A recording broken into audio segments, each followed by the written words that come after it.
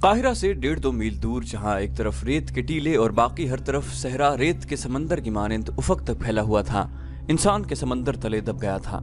ये लाखों इंसानों का हुजूम था। इनमें शुतर सवार भी थे और घुड़सवार भी। बहुत से लोग गधों पर भी सवार थे। तादाद उनकी ज्यादा थी जिनके पास कोई सवारी नहीं थी। लातादाद हुजूम 4-5 दिनों से सहरा की इस वुसअत में जमा होना शुरू हो गया था। काहिरा के बाजारों में भीड़ और रौनक लग गई थी। सराय भर गए थे। ये लोग दूर दूर से उस सरकारी मनादी पर आए थे कि 6-7 रोज बाद काहिरा के मजाफाती रेगिस्तान में मिस्र की फौज घुड़सवारी, शुतर सवारी, दौड़ते घोड़ों और ऊंटों से तीरंदाजी और बहुत से जंगी कमालात का मुजाहिरा करेगी।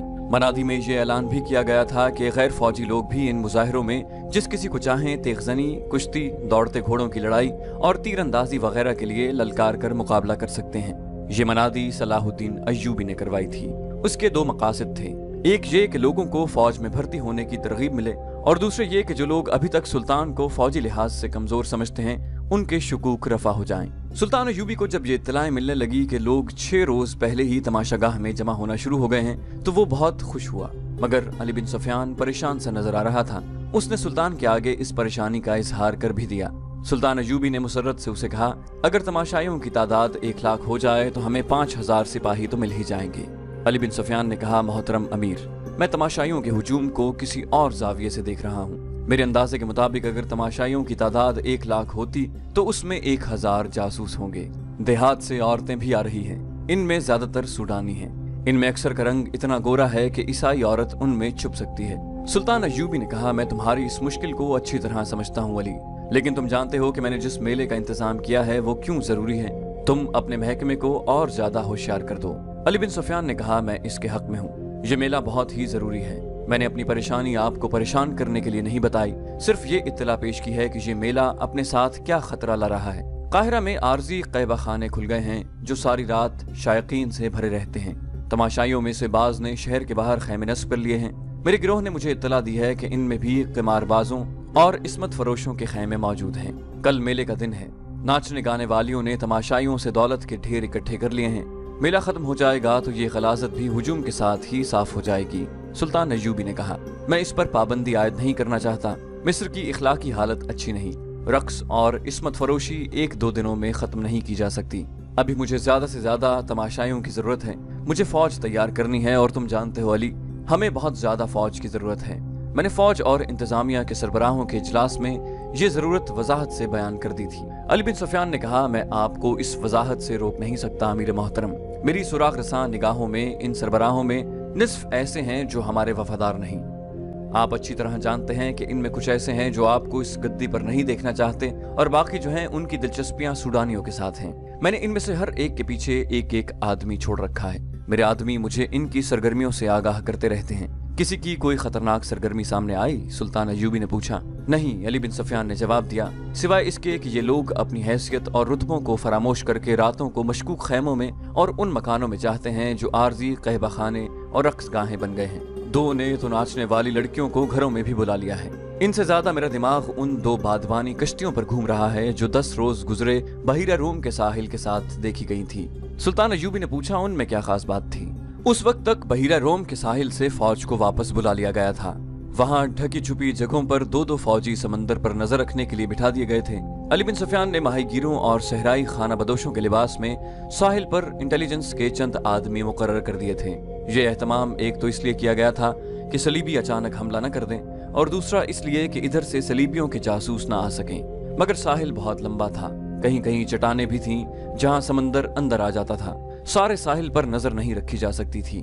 10 रोज गुजरे ऐसे ही एक जगह से जहां समंदर चट्टानों के अंदर आया हुआ था। 2 बादबानी कश्तियां निकलती देखी थीं। वो शायद रात को आई थीं। उन्हें जाता देखकर सुल्तान के 2 सवार सरपट घोड़े दौड़ाते उस जगह पहुंचे जहां से कश्तियां निकल कर गई थीं। वहां कुछ भी न था, कोई इंसान नहीं था, और कश्तियां समंदर में दूर चली गई थीं। कश्तियों और बादबानों की साख्त बताती थी कि ये मिस्र के माहीगिरों की नहीं, समंदर पार की मालूम होती हैं। सवार थोड़ा दूर तक सहरा में गए, उन्हें किसी इंसान का सुराग न मिला। उन्होंने काहिरा इतला भिजवा दी थी कि साहिल के साथ 2 मशकूक कश्तियां देखी गई हैं। अली बिन सुफियान के लिए ये मुमकिन न था कि रेगजारों में उन्हें ढूंढ लेता जो कश्तियों में से उतरे थे। इत्तला पहुंचते पहुंचते 3 दिन गुजर गए थे। ये भी यकीन न था कि कश्तियों से कौन उतरा है। علی بن سفیان نے سلطان ایوبی کے اس سوال کے جواب میں کہ ان کشتیوں میں کیا خاص بات تھی یہ وضاحت کر دی اور کہا ہم میلے کی منادی 1.5 مہینے سے کرا رہے ہیں۔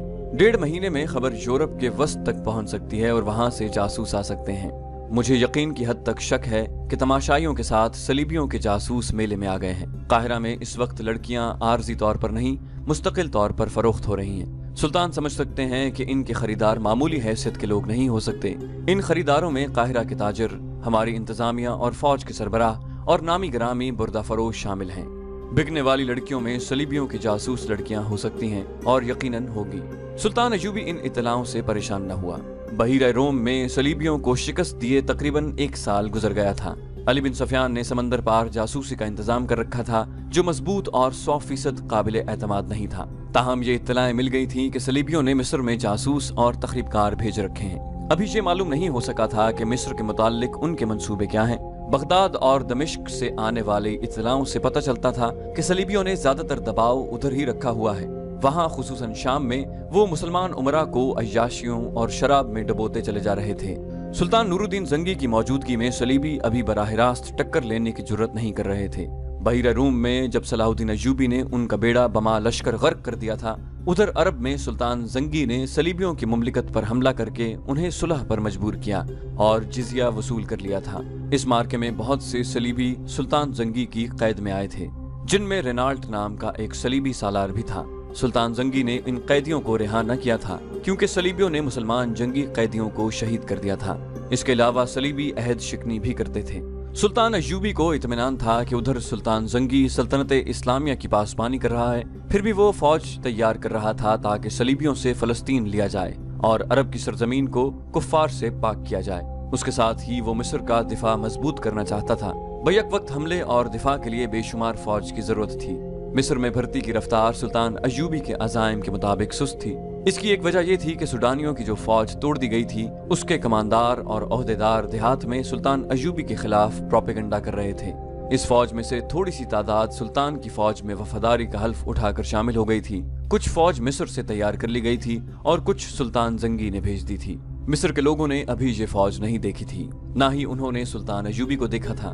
سلطان ایوبی نے اس میلے کا اعلان کر کے اپنے فوجی سربراہوں اور ان کے ماتحت کمانداروں وغیرہ کو ہدایت دی تھی کہ وہ باہر سے آئے ہوئے لوگوں سے ملیں اور پیار و محبت سے ان کا اعتماد حاصل کریں، انہیں باور کرائیں کہ وہ انہی میں سے ہیں اور ہم سب کا مقصد یہ ہے کہ خدا اور رسول صلی اللہ علیہ وآلہ وسلم کی سلطنت کو دور دور تک پھیلانا اور اسے صلیبی فتنے سے پاک کرنا ہے۔ میلے سے 1 روز پہلے علی بن سفیان سلطان کو جاسوسوں کے خطرے سے آگاہ کر رہا تھا۔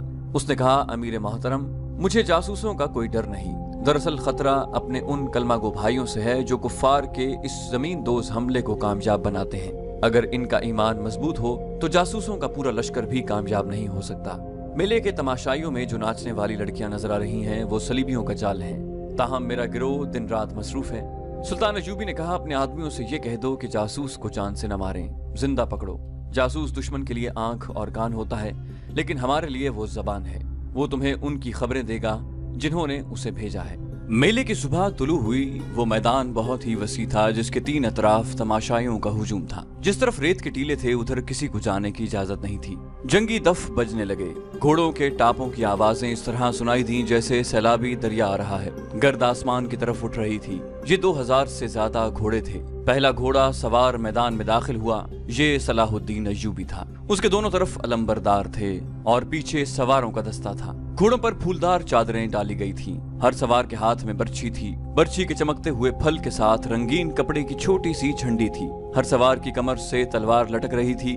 سوار گردنیں تانے اور سینے پھیلائے بیٹھے تھے۔ ان کے چہروں پر جلالی تاثر تھا۔ یوں معلوم ہوتا تھا جیسے یہ تماشائیوں کے دم بخود ہجوم سے اعلیٰ اور برتر ہیں۔ ان کی آن بان دیکھ کر تماشائیوں پر خاموشی طاری ہو گئی تھی۔ ان پر رعب چھا گیا تھا۔ تماشائی نیم دائرے میں کھڑے تھے۔ ان کے پیچھے تماشائی گھوڑوں پر بیٹھے تھے اور ان کے پیچھے کے تماشائی اونٹوں پر تھے۔ ایک ایک گھوڑے اور ایک ایک اونٹ پر 2-2 3-3 آدمی بیٹھے تھے۔ ان کے آگے ایک جگہ شامیانہ لگایا گیا تھا جس کے نیچے کرسیاں رکھی تھیں۔ یہاں اونچی حیثیت والے تماشائی بیٹھے تھے۔ ان میں تاجر بھی تھے، سلطان کی حکومت کے افسر اور شہر کے معززین بھی۔ ان میں قاہرہ کی مسجدوں کے امام بھی بیٹھے ہوئے تھے۔ انہیں سب سے آگے بٹھایا گیا تھا کیونکہ سلطان ایوبی مذہبی پیشواؤں اور علماء کا اس قدر احترام کرتا تھا کہ ان کی موجودگی میں ان کی اجازت کے بغیر بیٹھتا نہیں تھا۔ ان میں سلطان کے وہ افسر بھی بیٹھے تھے جو انتظامیہ کے تھے، لیکن ان کا تعلق فوج سے تھا۔ سلطان نے انہیں خاص طور پر کہا تھا کہ ان زعماء میں بیٹھ کر ان کے ساتھ دوستی پیدا کریں۔ ان میں خادم الدین البرق بھی تھا۔ علی بن سفیان کے بعد یہ دوسرا آدمی تھا جو سلطان ایوبی کے خفیہ منصوبوں، مملکت اور فوج کے ہر راز سے واقف تھا۔ اس کا کام ہی ایسا تھا اور اس کا عہدہ سالار جتنا تھا۔ جنگ کے منصوبے اور نقشے اسی کے پاس ہوتے تھے۔ اس کی عمر 40 کے قریب تھی۔ وہ عرب کے مردانہ حسن اور جلال کا پیکر تھا۔ جسم توانا اور چہرہ حشاش بشاش تھا۔ البرق کے ساتھ ایک لڑکی بیٹھی تھی، بہت ہی خوبصورت لڑکی۔ وہ نوجوان تھی۔ لڑکی کے ساتھ ایک آدمی بیٹھا تھا جس کی عمر 60 سال کچھ زیادہ تھی۔ وہ کوئی امیر کبیر تاجر لگتا تھا۔ البرق کئی بار اس لڑکی کی طرف دیکھ چکا تھا۔ ایک بار لڑکی نے بھی اسے دیکھا تو مسکرا دی، پھر اس نے بوڑھے کی طرف دیکھا تو اس کی مسکراہٹ غائب ہو گئی۔ گھوڑے تماشائیوں کے سامنے سے گزر گئے تو شتر سوار آ گئے۔ اونٹوں کو بھی گھوڑوں کی طرح رنگدار چادروں سے سجایا گیا تھا۔ ہر سوار کے ہاتھ میں ایک لمبا نیزہ اور اس کے پھل سے ذرا نیچے 3-3 انچ چوڑے اور 1.5 فٹ لمبے 2 رنگے کپڑے جھنڈیوں کی طرح بندھے ہوئے تھے۔ ہوا میں وہ پھڑپھڑاتے بہت ہی خوبصورت لگتے۔ ہر سوار کے کندھوں سے ایک کمان آویزاں اور اونٹ کی زین کے ساتھ رنگین ترکش بندھی تھی۔ اونٹوں کی گردنیں خم کھا کر اوپر کو اٹھی ہوئی اور سر جیسے فخر سے اونچے ہو گئے تھے۔ سواروں کی شان نرالی تھی۔ گھڑ سواروں کی طرح ہر شتر سوار سامنے دیکھ رہا تھا۔ ان کی آنکھیں بھی دائیں بائیں نہیں دیکھتی تھیں۔ یہ اونٹ انہی اونٹوں جیسے تھے جن پر تماشائی بیٹھے ہوئے تھے، لیکن فوجی ترتیب، فوجی چال اور فوجی سواروں کے نیچے وہ کسی اور جہان کے لگتے تھے۔ البرق نے اپنے پاس بیٹھی ہوئی لڑکی کو ایک بار پھر دیکھا۔ اب کہ لڑکی نے اسے آنکھوں میں آنکھیں ڈال کر کہا، اس کی آنکھوں میں ایسا جادو تھا کہ البرق نے اپنے آپ میں بجلی کا جھٹکا سا محسوس کیا۔ لڑکی کے ہونٹوں پر شرم و حیا کا تبسم آ گیا اور اس نے اپنے پاس بیٹھے ہوئے بوڑھے کو دیکھا تو اس کا تبسم نفرت میں بدل گیا۔ البرق کی ایک بیوی تھی جس میں سے اس کے 4 بچے تھے۔ وہ شاید اس بیوی کو بھول گیا تھا۔ وہ لڑکی کے اس قدر قریب بیٹھا تھا کہ لڑکی کا اٹھا ہوا ریشمی نقاب ہوا سے اڑ کر کئی بار البرق کے سینے سے لگا۔ ایک بار اس نے نقاب ہاتھ سے پرے کیا تو لڑکی نے شرما کر معذرت کی۔ البرق مسکرایا، منہ سے کچھ نہ کہا۔ شتر سواروں کے پیچھے پیادہ فوج آ رہی تھی۔ ان میں تیر اندازوں اور تیغ زنوں کے دستے تھے۔ ان کی ایک ہی جیسی چال، ایک ہی جیسے ہتھیار اور ایک ہی جیسا لباس تماشائیوں پر وہی تاثر طاری کر رہا تھا جو سلطان ایوبی کرنا چاہتا تھا۔ سپاہیوں کے چہروں پر تندرستی اور توانائی کی رونق تھی اور وہ خوش و خرم اور مطمئن نظر آتے تھے۔ یہ ساری فوج نہیں تھی، صرف منتخب دستے تھے۔ ان کے پیچھے منجنیقیں آ رہی تھیں جنہیں گھوڑے گھسیٹ رہے تھے۔ ہر منجنیق دستے کے پیچھے ایک ایک گھوڑا گاڑی تھی جس میں بڑے بڑے پتھر اور ہانڈیوں کے قسم کے برتن رکھے تھے۔ ان ہانڈیوں میں تیل جیسی کوئی چیز بھری تھی جو منجنیقوں سے پھینکی جاتی تھی۔ جہاں یہ برتن گرتا وہ کئی ٹکڑوں میں ٹوٹ کر سیال مادے کو بہت سی جگہ پر بکھیر دیتا۔ اس پر آتشی تیر چلائے جاتے تو سیال مادہ شعلے بن جاتا۔ سلطان ایوبی کی قیادت میں یہ سوار اور پیادہ دستے نیم دائرے میں کھڑے اور بیٹھے ہوئے تماشائیوں کے آگے سے دور نکل گئے۔ سلطان صلاح الدین ایوبی راستے میں سے واپس آ گیا۔ اس کے گھوڑے کے آگے علمبردار کے گھوڑے، دائیں بائیں اور پیچھے محافظوں کے گھوڑے اور ان کے پیچھے نائب سالاروں کے گھوڑے تھے۔ سلطان نے گھوڑا روک لیا، کود کر اترا اور تماشائیوں کو ہاتھ ہوا میں لہرا لہرا کر سلام کرتا شامیانے کے نیچے چلا گیا۔ وہاں بیٹھے ہوئے تمام لوگ اٹھ کھڑے ہوئے۔ سلطان ایوبی نے سب کو سلام کیا اور اپنی نشست پر بیٹھ گیا۔ سوار اور پیادہ دستے دور آگے جا کر ٹیلوں کے عقب میں چلے گئے۔ میدان خالی ہو گیا۔ ایک گھڑ سوار سرپٹ گھوڑا دوڑاتا آیا۔ اس کے ایک ہاتھ میں گھوڑے کی لگام اور دوسرے میں اونٹ کی رسی تھی۔ اونٹ گھوڑے کی رفتار کے ساتھ دوڑتا رہا تھا۔ میدان کے وسط میں آ کر گھڑ سوار گھوڑے پر کھڑا ہو گیا۔ اس نے باگیں چھوڑ دیں اور وہ اچھل کر اونٹ کی پیٹھ پر کھڑا ہو گیا۔ وہاں سے کود کر گھوڑے کی پیٹھ پر آ گیا اور وہاں سے زمین پر کود گیا۔ چند قدم گھوڑے اور اونٹ کے ساتھ بھاگا، پھر کود کر گھوڑے پر سوار ہوا۔ گھوڑے اور اونٹ کی رفتار میں کوئی فرق نہیں آیا تھا۔ گھوڑے کی پیٹھ سے وہ اونٹ کی پیٹھ پر چلا گیا اور دور آگے جا کر غائب ہو گیا۔ خادم الدین البرق دائیں کو ذرا جھکا۔ اس کے منہ اور لڑکی کے سر کے درمیان 2-3 انچ کا فاصلہ رہ گیا تھا۔ لڑکی نے اسے دیکھا۔ البرق مسکرایا۔ لڑکی شرما گئی۔ بوڑھے نے دونوں کو دیکھا اور اس کے بوڑھے ماتھے کے شکن گہرے ہو گئے۔ اچانک ٹیلوں کے پیچھے سے ہانڈیوں کی طرح کے مٹی کے وہ برتن جو گھوڑا گاڑیوں پر لدے ہوئے تھے اوپر کو جاتے، آگے آتے اور میدان میں گرتے نظر آئے۔ برتن ٹوٹتے تھے تو تیل اچھل کر بکھر جاتا۔ کم و بیش 100 برتن گرے اور ان سے نکلا ہوا مادہ تقریباً 100 گز لمبائی اور اسی قدر چوڑائی میں بکھر گیا۔ ایک ٹیلے پر 6 تیر انداز نمودار ہوئے۔ उन्होंने जलते हुए फीतों वाले तीर चलाए जो सयाल मादे वाली जगह गिर गए। फौरन वो तमाम जगह एक ऐसा शोला बन गई जो घोड़े की पीठ तक बुलंद और कोई 100 गज तक फैला हुआ था। एक तरफ से 4 घुड़सवार घोड़े पूरी रफ्तार से दौड़ाते आए। शोले के करीब आकर वो रुके नहीं, रफ्तार कम भी न की, चारों शोले में चले गए। तमाशाई दम बखुद थे कि वो जल जाएंगे, मगर वो इतने वसी शोले में दौड़ते नजर आ रहे थे। आखिर वो चारों शोले में से निकल गए। तमाशाइयों ने दादो तहसीन का वो शोर बुलंद किया कि आसमान फटने लगा। 2 सवारों के कपड़ों को आग लगी हुई थी। दोनों भागते घोड़ों से रेत पर गिरे और थोड़ी दूर लुढ़कनियां खाते गए। उनके कपड़ों की आग बुझ गई। अलबर्क इस शोरगुल और सवारों के कमालात से नजरें फेरे हुए लड़की को देख रहा था। लड़की उसकी तरफ देखती और जरा सा मुस्कुराकर बूढ़े को देखने लगती। बूढ़ा उठकर जाने क्यों चला गया। लड़की उसे जाता देख रही थी। अलबर्क को मालूम था कि लड़की बूढ़े के साथ आई है। उसने लड़की से पूछा, तुम्हारे वालिद साहब कहाँ चले गए हैं? लड़की ने कहा, ये मेरा बाप नहीं, मेरा खामद है। अलबर्क ने हैरत से कहा, खामद? क्या ये शादी तुम्हारे वालिदैन ने करवाई है? लड़की ने उदास लहजे में कहा, इसने मुझे खरीदा है। अलबर्क ने कहा, वो गया कहाँ है? लड़की बोली, वो नाराज होकर चला गया है। उसे शक हो गया है कि मैं आप में दिलचस्पी ले रही हूँ। क्या तुम वाकई मुझ में दिलचस्पी ले रही हो? अलबर्क ने रुमानी अंदाज से पूछा। लड़की के होंठों पर शर्मीली सी मुस्कुराहट आ गई। धीमी सी आवाज में बोली, मैं इस बूढ़े से तंग आ गई हूँ। अगर किसी ने मुझे इससे निजात न दिलाई तो मैं खुदकुशी कर लूंगी। मैदान में सवार और प्यादा फौजी हैरान कुन करतब दिखा रहे थे और हर्बो ज़र्ब के मुजाहिरे कर रहे थे। तमाशाइयों ने जंगी मुजाहिरे पहले कभी नहीं देखे थे। उन्होंने सिर्फ सूडानी फौज देखी थी जो खजाने के लिए सफेद हाथी बनी हुई थी। उसके कमानदार बादशाहों की तरह बाहर निकलते। उनके साथ अगर फौज का दस्ता होता तो वो देहात के लिए मुसीबत बन जाते। मवेशी तक खोल कर ले जाते। किसी के पास अच्छी नस्ल का ऊंट घोड़ा देखते तो जबरदस्ती ले जाते। लोगों के दिल में ये बात बैठ गई थी कि फौज रियाया पर जुल्म और तशद्दुद करने के लिए रखी जाती है। लेकिन सुल्तान की फौज बहुत मुख्तलिफ थी। एक तो वो दस्ते थे जो मुजाहिरे में शरीक थे। बाकी फौज को सुल्तान की हिदायत के मुताबिक तमाशाइयों में फैला दिया गया ताकि वो लोगों के साथ घुल मिलकर उन पर ये तासुर पैदा करें कि फौजी उनके भाई हैं और इन्हीं में से हैं। बदतमीजी या बद इखलाकी करने वाले फौजियों के लिए बड़ी सख्त सजा मुकर्रर की गई थी। खादिमुद्दीन अलबर्क जो सुल्तान अय्यूबी की जंगी मुशावरती महकमे का सरबराह और राजदार था, सुल्तान की हिदायत और मेले के शोरगुल से बिल्कुल ही लाताल्लुक हो गया था। लड़की एक जादू बनकर उसकी अक्ल पर गालिब आ गई थी। उसने लड़की में दिलचस्पी का इजहार किया। उसे लड़की ने कबूल कर लिया था। इससे दोनों के लिए सहूलत पैदा हो गई। अलबर्क ने कहीं मिलने को कहा तो लड़की ने जवाब दिया कि वो खरीदी हुई लौंडी है और उस बूढ़े ने उसे कैद में रखा हुआ है। वो उस पर हर वक्त नजर रखता है। लड़की ने यह भी बताया कि बूढ़े के घर 4 बीवियां हैं। अलबर्क ने अपने रुतबे को फरामोश कर दिया। इश्कबाज नौजवान की तरह उसने मुलाकात की वो जगह बतानी शुरू कर दी जहां आवारा आदमियों के सिवा कोई नहीं जाता था। इन जगहों में एक जगह लड़की को पसंद आ गई। ये शहर से बाहर कदीम जमाने का कोई खंडर था। अलबर्क ने लड़की से ये वादा भी किया कि वो इसे बूढ़े से आजाद कराने की कोशिश करेगा। तीसरी रात अलबर्क घर से निकला। वो हाकिमों की शान से घर से निकला करता था, मगर उस रात वो चोरों की तरह बाहर निकला। इधर उधर देखा और एक तरफ चल पड़ा। काहिरा पर सुकूत तारी था। फौजी मेला खत्म हुए 2 दिन गुजर गए थे।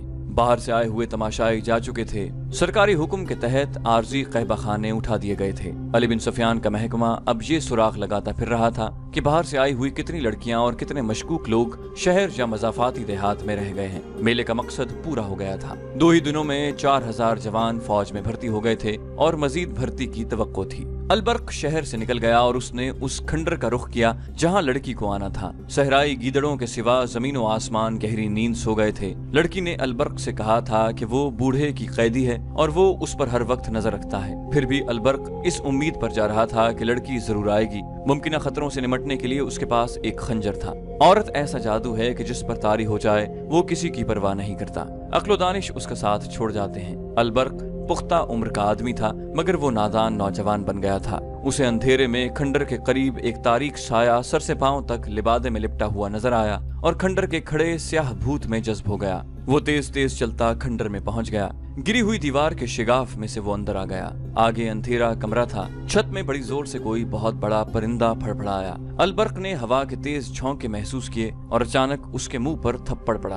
उसके साथ ही उसे आवाजें सुनाई देने लगी। वो जान गया कि ये बड़े चिमगादड़ हैं जिनके पंजे उसका मुंह नोच डालेंगे। वो बैठ गया और पांव पर सिरकता कमरे से बाहर निकल गया। कमरा उड़ते चमगादड़ों से भर गया था। आगे सहन था जिसके इर्द गिर्द गोल बरामदा था। अलबर्क ने यह भी न सोचा कि एक खरीदी हुई कैदी लड़की जिस पर हर वक्त नजर रखी जाती है इस हैबतनाक खंडर में कैसे आएगी। मगर बरामदे में किसी के कदमों की दबी दबी आवाज आ रही थी। उसने कमर से खंजर निकाल कर हाथ में रख लिया। उसके सर पर चमगादड़ उड़ रहे थे। फड़फड़ाने की आवाजें डरावनी थी। अलबर्क ने आहिस्ता से पुकारा, आसिफा।